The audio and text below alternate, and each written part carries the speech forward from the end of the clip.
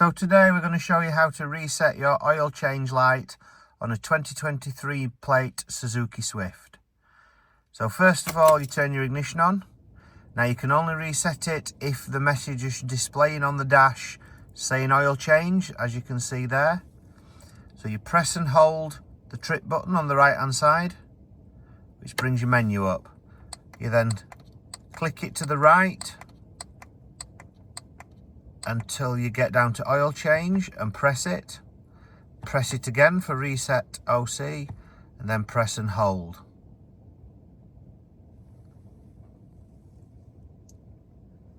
You'll then get the message for successful displayed, and that's it, it's reset.